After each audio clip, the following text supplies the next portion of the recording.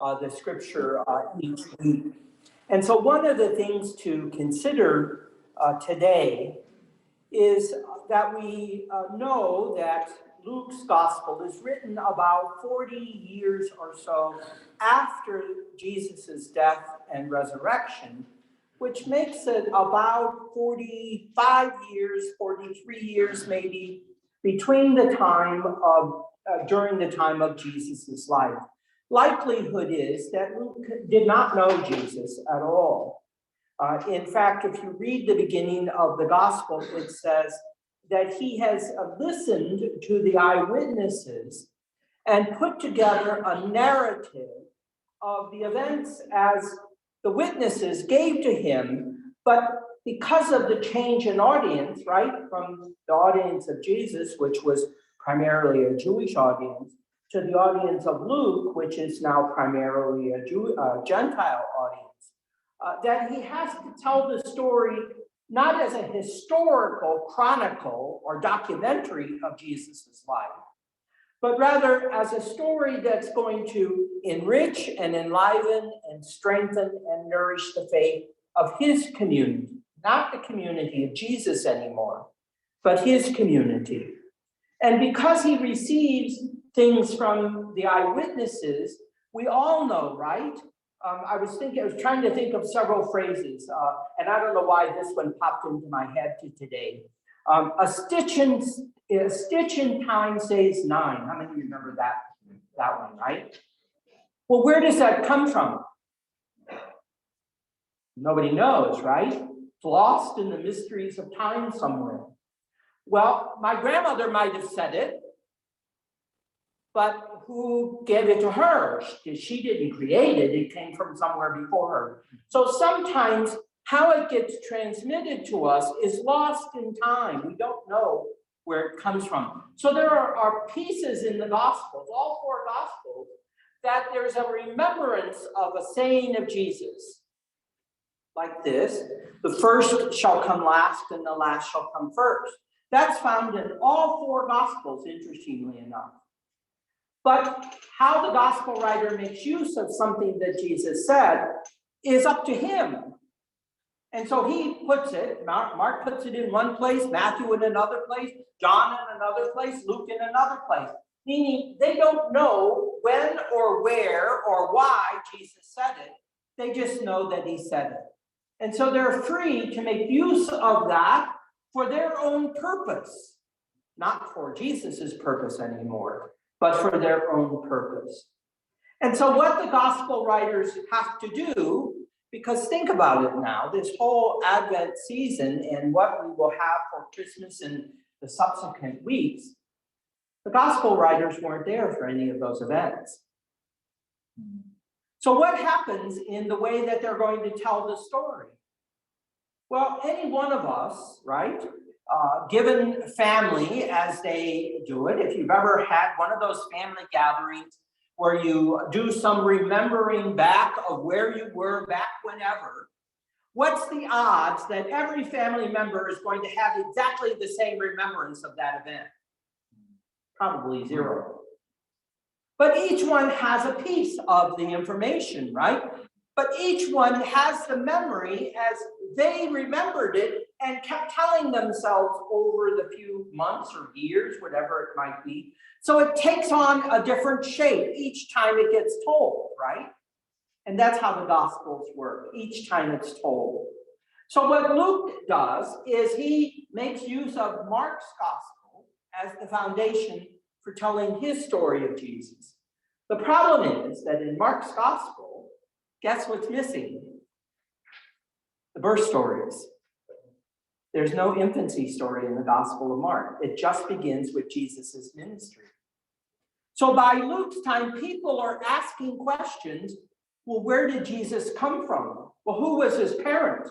How was he born? Where was he born? And Luke kind of goes, I don't know. I don't have a story about that. None of those eyewitnesses told me anything. Now be careful, because it may sound like I'm going to say he makes it up. All right? He doesn't just make it up to fill in the gap. But what he does is he goes back to the story as it was told all the way from the beginning. In other words, he goes back to the Hebrew scripture, which is surprising for somebody writing to a Gentile community. And there in the Hebrew scripture stories, back in the book of the prophet, back in the book of Samuel, there's a story of a woman who was told by an angel that she would give birth to a son who would be a great prophet for the people of Israel.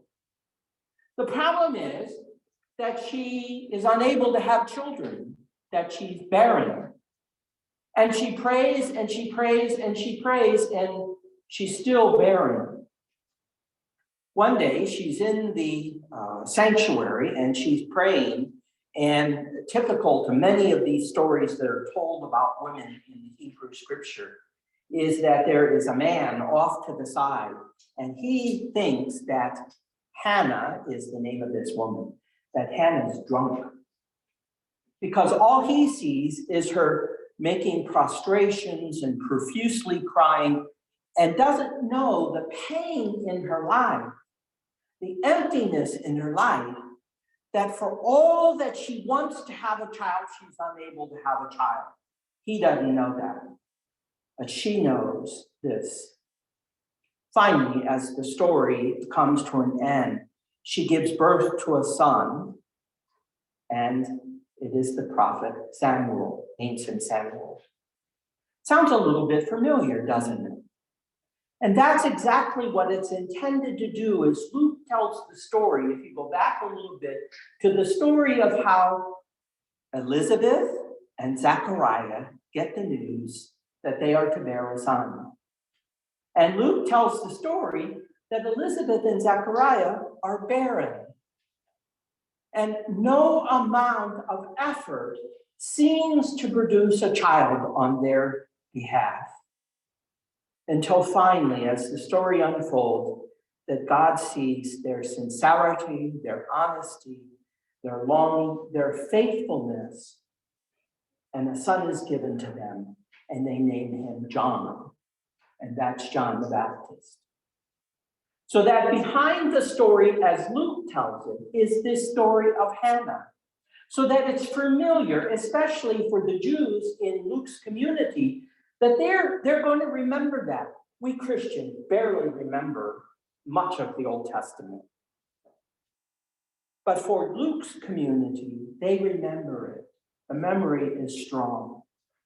And so as he tells the story, now imagine, as it comes forward, here we're told today of a story of two young women. If you take the story at its face value, that Mary is 16, 17. Elizabeth is an older woman. Imagine the experience of being pregnant and the difference between the older woman and the younger woman.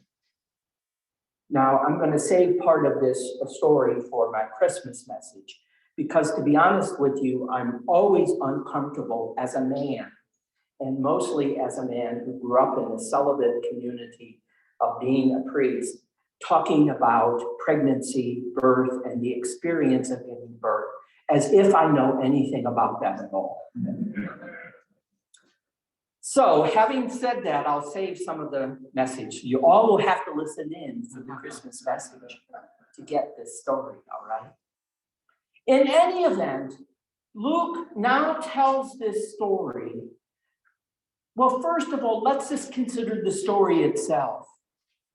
I shared in the e-Sojourner that today, if you were to drive between Nazareth in the north and where Mary ends up in this little town that today is called Ein Kerem, which is about 20 miles outside of the city of Jerusalem, but in the hill country of Judea, that today it's about 65 miles, let's say. In Mary's day, if you could imagine traveling up and down and around and up and down and around, it's not going to be a day-long trip. It's going to take at least a week, if that, to get from Nazareth to Ein Kerem, the hill country of Judea. Imagine a 16-year-old young girl, seemingly unmarried at this point, traveling on the dangerous roads of Palestine. It's hard to imagine. And that's not anything that Luke reports on. But he tells us that when they finally do meet, the encounter of these two women, both with questionable pregnancies and uncertainties in their life, that they come together and in greeting each other, the child in Elizabeth's womb is stirred to the point where, as she explains, that there's already something that the baby knows that Elizabeth even herself doesn't know in terms of the baby that's in Mary's womb and what significance both the baby in Elizabeth's womb and the baby in Mary's womb is going to have. That's one part of the story. The other story, as it goes on, tells us that in this encounter, Elizabeth recognizes the importance of this woman who is to be the mother of a child who will be great in the story of Israel. And in doing so, there's a sense already that these two women, in the danger and the riskiness and the absurdity of the world in which they live, that they come together in such an intimate greeting and such an intimate encounter. Well, that might be a part of the information that Luke wants us to consider. We're in intimate encounters, not just between two cousins, not just between two women, but we're in the intimate encounters that we have, that we, over the past 2 years, and maybe we're still a little bit concerned about having any kind of intimate gatherings with each other. We still have some of you on Zoom who are not in contact with us. How in this time of COVID and the pandemic, can we ever imagine what the coming together of these two women might alert us to? Something about the intimacy and the closeness that we might not be able to experience, but that's something about even the way that we do it via Zoom and the internet might encourage us to still consider the intimate encounter that quickens our spirit to the point where we recognize that God is working things in our midst that we could never have imagined. There's one part of the story. The rest of the story as it unfolds is this great hymn of Mary as it comes to us over the generations, called the Magnificat. My soul magnifies the Lord. And by the way, interestingly here too, that if you go back into the Old Testament, there's at least 2 places where these words are spoken before Mary even speaks them. So they don't originate totally with Mary. They originate in this great, long tradition and history of women, if you will, expressing the glory and the greatness of God. Well, imagine, do we pay much attention to women who tell us such things? Even today? Imagine in the first century how risky it was for any woman to voice such words of power. And here's the challenge of this part of the story. I don't know about you, but growing up in a faith community that liked to picture Mary as this obedient, submissive young girl just struck me as odd.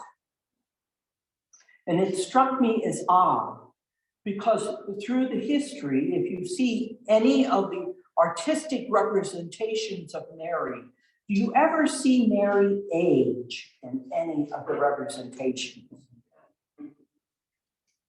She is always a young, virginal girl, if you will. Rarely ever do we get to see her as a mature woman.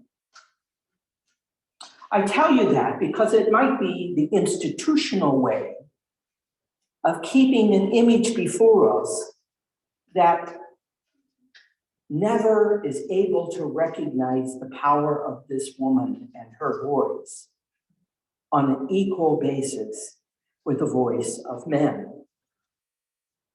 That might be something to consider as Luke tells the story. And I say that because if you listen again to her words, the words don't sound like a meek and humble, submissive young girl, do they? It says, "For the mighty one has done great things. His mercy is for those who fear him. He has shown strength with his arm. He has scattered the proud in their thoughts of their heart. He has brought down the powerful from their thrones and lifted up the lowly. He has filled the hungry with good things and sent away the rich empty." I don't know about you, but I hardly picture a meek, submissive young girl saying those words. What Luke might be saying to his community, as much as it's being said to us through the Gospel of Luke today, is that the power of this woman's voice is already alerting us to this turning over and turning around of what's the norm to something new, something unheard of.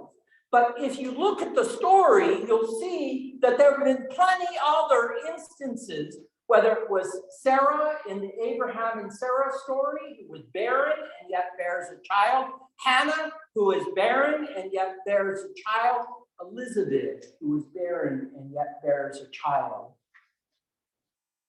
That God works in and through these women to teach us a lesson that when you silence part of the community, women in particular, you miss out on a lot of the voice of God.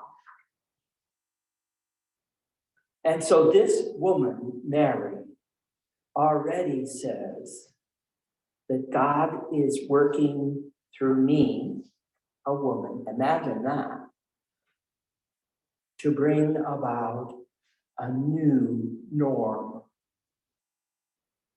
And the new norm is the hungry are given enough food, the high and the mighty are brought down, and the lowly are lifted up. It's a new economic policy. It's a new political policy. It's a new social policy. Now, step back a moment before I go too far and say too much about all of that. In Luke's day, you see, this is the most powerful message through this woman, Mary, that could ever be given to them next to the messages of Jesus, because it affirms everything that Jesus said. We'll hear that in a few weeks in the first announcement that Jesus makes in the Gospel of Luke.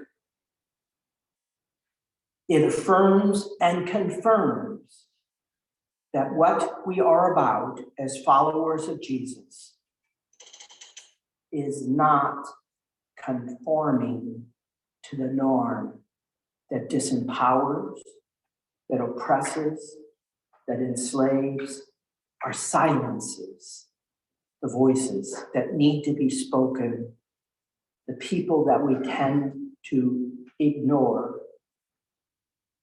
or the ways in which we are challenged to do something different with our goals and our priorities in our life.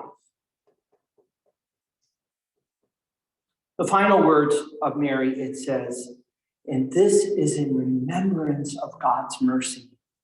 And I'll leave you with this. I've already spoken too long here. The people on Facebook are already wondering if we're going to ever get done with this, right? Sorry, Facebook friends. In remembrance of his mercy, and I want to give you a clue for this, and this is your $100 theological idea for today. The word mercy implies something different for us today. It often gives a sense that we are to have pity on people who are different from us, are lowly than us, or the left out ones. That somehow or another mercy is in a legal way, right? I throw myself at the mercy of the court.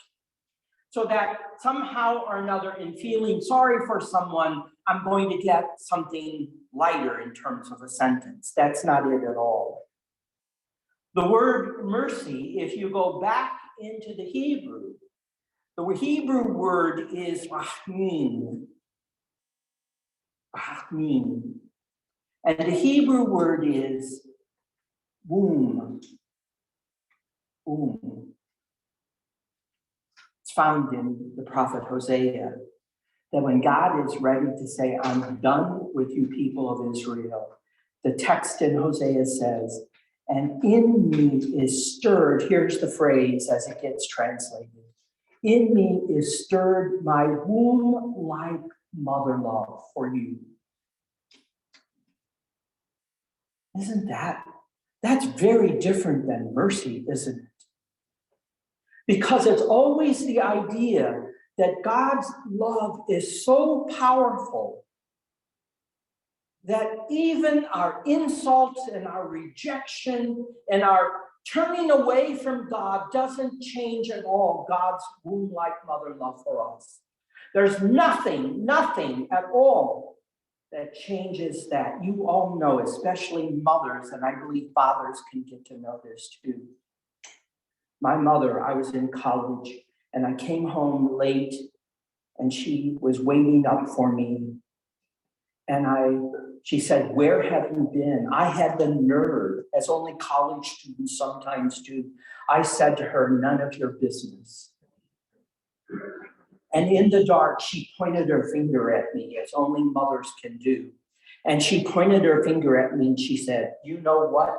I'm your mother. I will always be your mother. I don't care what you think. I will be your mother forever. In fact, after 50 years, I can still remember that. That's what God says to us. I'm your God. I'm mother to you. Thinking of John in Elizabeth's womb, Jesus in Mary's womb, God says to them and says to us, my mother-like love for you is everlasting. And in these two women, we have the example in the community, that song that we sang. What a powerful way to put it, huh? Here in Chalice, this is where God's love can be made manifest in us today, this fourth Sunday of Advent.